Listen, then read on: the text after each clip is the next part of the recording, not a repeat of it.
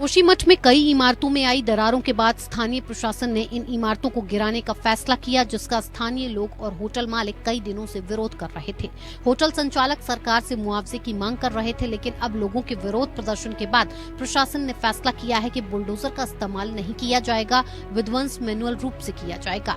सरकार ने क्षतिग्रस्त मकानों को गिराने के लिए उचित योजना बनाने के लिए CBRI की एक टीम बुलाई है। राज्य सरकार ने सोमवार को माउंट व्यू और मलारी इन होटल्स को गिराने का फैसला किया था, जिनमें हाल में बड़ी दरारें आ गई हैं और दोनों एक दूसरे की ओर झुक गए हैं।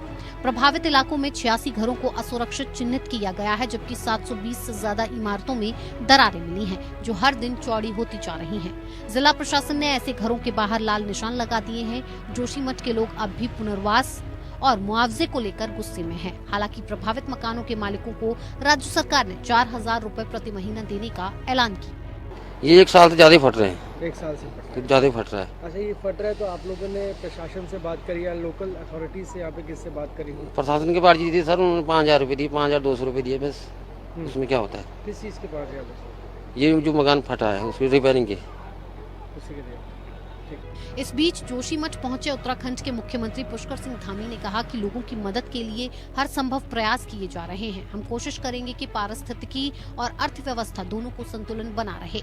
उन्होंने कहा कि तेज गति से हो रहे विकास को थोड़ा कम करेंगे। हम सभी शहरों के धारण क्षमता का आकलन भी कराएंगे। उनकी क्षमता से अधिक कहीं विकास हो गया है तो उसको तत्काल रोकेंगे। धामी ने ये भी कहा कि ऐसी बात सामने आ रही है कि सभी इमारतों को तोड़ा जा रहा है।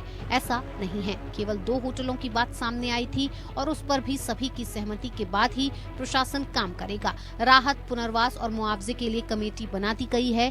राहत और पुनर्वास ठीक तरह से हो, ये हमारी प्राथमिकता है। हम चाहेंगे कि सभी तक जल्द से जल्द अंतरिम राहत पहुंच जाए, उसके लिए काम कर रहे हैं। मुख्यमंत्री ने ये भी बताया कि 4 धाम यात्रा जल्द शुरू की जाएगी। लगातार ये बात आ रही है कि सारी बिल्डिंगों को ध्वस्तीकरण किया जा रहा है, तोड़ा जा रहा है। ऐसा कहीं भी नहीं है। जो 2 बिल्डिंगों के बारे में बात आई थी, 2 होटल्स के बारे में, उसी पर बात हुई है और वो भी सबकी जो सहमति बनेगी उसके आधार पर यहाँ का प्रशासन काम करेगा।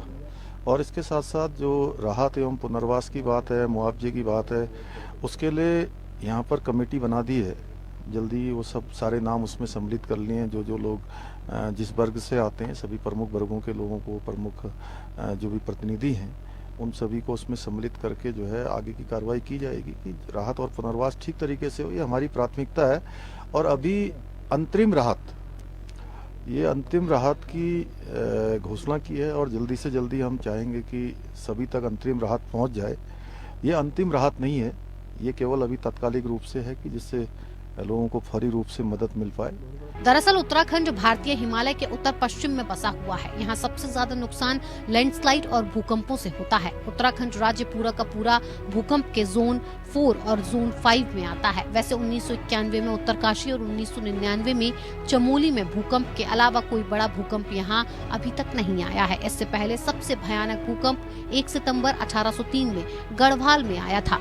हालांकि यहाँ कभी भी बड़े भूकंप के आने की आशंका जताई जाती रही। जहाँ तक बात रही चमोली जिले की, जिसके अंदर जोशीमठ कस्बा है, वो सबसे ज्यादा प्रभावित हुआ था।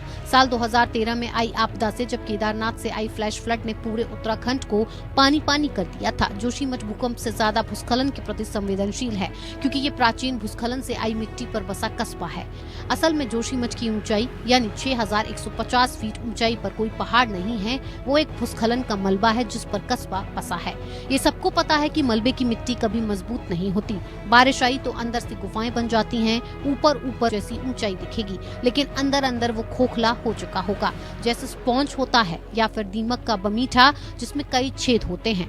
यहाँ तक तो चलिए समझ में आता है, लेकिन चमोली जिला पूरा का पूरा टेक्टोनिक प्लेट्स में होने वाली अनियमितताओं के ऊपर मौजूदा जमीन पर बसा है। यानी तेज बारिश और भूकंप दोनों से होने वाले भूस्खलन से जोशीमठ और पूरा चमोली जिला तहस नहस हो सकता है। जोशीमठ भौगोलिक दृष्टि से भले ही खतरनाक है, लेकिन वो कई पर्यटन और धार्मिक स्थानों पर जाने का गेटवे है, जैसे Badrinath, Hemkund Sahib, valley of flowers, Auli, Tungnath और चोपटा। अब इतने खूबसूरत जगहों पर जाने के लिए पर्यटकों को सुविधाएं चाहिए। सुविधाओं के चक्कर में अवैज्ञानिक विकास कार्य होते रहे, सड़कें बनती रही, होटल और गेस्ट हाउस बनते रहे, लेकिन किसी ने भी जमीन की जांच नहीं कराई। बेतरतीब निर्माण से जोशीमठ की भार सहने की क्षमता खत्म हो गई। वेस्ट वाटर और बारिश के पानी की बहाव की वजह से मलबा यानी जोशीमठ की नींव कमजोर हो गई।